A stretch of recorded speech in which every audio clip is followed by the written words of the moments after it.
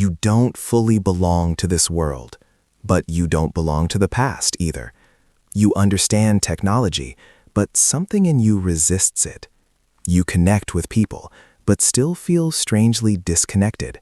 And you've probably wondered why you feel different without knowing exactly why. Problem deep dive. You grew up in a strange transition, not fully analog, not fully digital. You remember waiting for things to load, waiting for people to call, waiting without distraction. Old dial-up screen fading into smartphone glow. And now, everything is instant. But your brain doesn't operate at that speed. You notice it in small ways. You get overwhelmed by constant notifications. You feel mentally tired after scrolling, even if you didn't do anything. You crave depth, but you're surrounded by fragments. Conversations feel shorter. Attention feels thinner. Even emotions feel rushed. And sometimes you wonder if something is wrong with you. Why can others keep up while you feel like you're slowly drifting behind? This isn't just about preference. It starts affecting how you see yourself. You question your focus, your motivation, even your place in the world. You might call yourself outdated, or too sensitive, or not built for this time. But what if this isn't a weakness? What if this tension you feel is actually a very specific psychological pattern, one that only exists in people who grew up exactly like you did?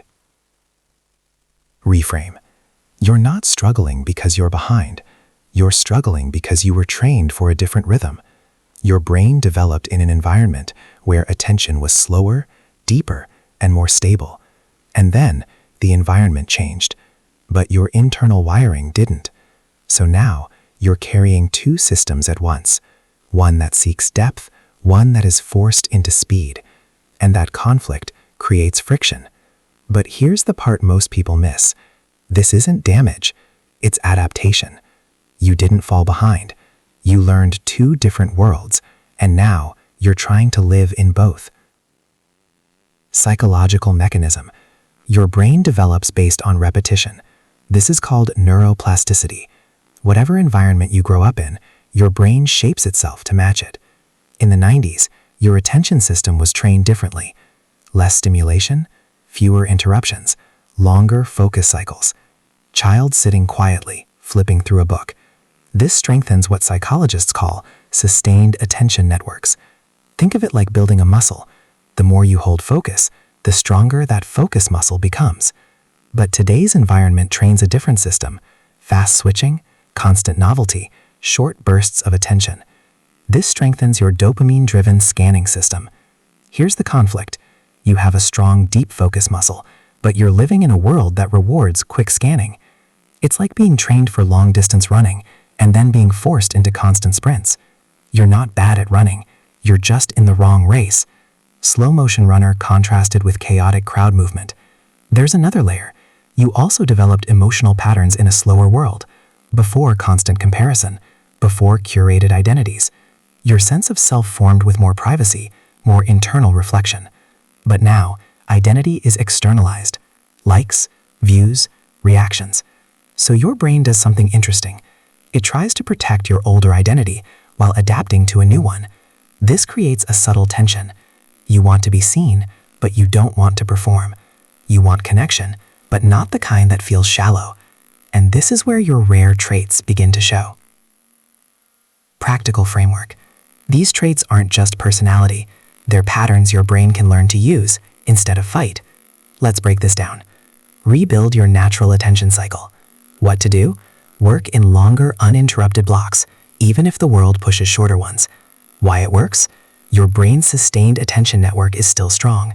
Using it activates deeper cognitive processing and reduces mental fatigue. Example, instead of checking your phone every 5 minutes, set a 30-minute block where nothing interrupts you. You'll notice your mind settles instead of scattering. Notebook with one sentence written slowly. Create friction against instant stimulation. What to do? Make distractions slightly harder to access. Why it works? Dopamine systems respond to ease and novelty.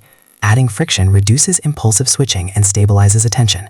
Example, keep your phone in another room while working, not because you lack discipline, but because your brain follows the path of least resistance. Protect your depth in conversations. What to do? Slow down your interactions. Ask one deeper question instead of many surface ones. Why it works? Your brain is wired for emotional processing, not rapid exchange. Depth activates meaningful connection pathways in the brain.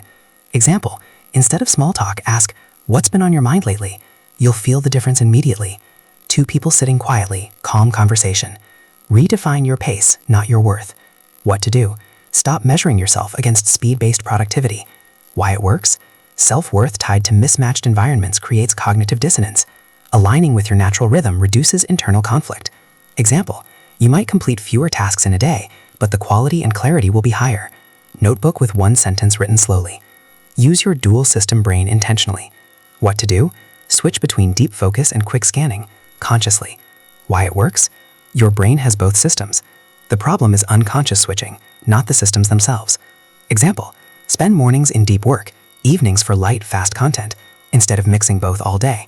Split screen, calm morning versus busy digital night. Integration. You're not stuck, you're layered. Think of your mind like a house with two rooms. One room is quiet, slow, and deep. The other is fast, bright, and constantly moving. Most people today only live in one room, but you have access to both. The problem is, you've been trying to stay in both at the same time, and that creates noise. The shift is simple, not choosing one, but knowing when to enter each. Empty room with sunlight moving slowly across the floor. When you focus, fully enter the quiet room. When you explore, step into the fast one. But don't stand in the doorway. That's where confusion lives. Quiet, empowering close. You were shaped in a time that no longer fully exists, but that doesn't make you outdated. It makes you rare. You remember how to slow down in a world that forgot how. And maybe that's not something to fix. Maybe that's something to protect, because the ability to stay, to feel, to focus deeply is becoming less common. And the things that are rare are not always loud, but they last longer. So the next time you feel out of place, don't rush to catch up. Just ask yourself, which room am I standing in right now?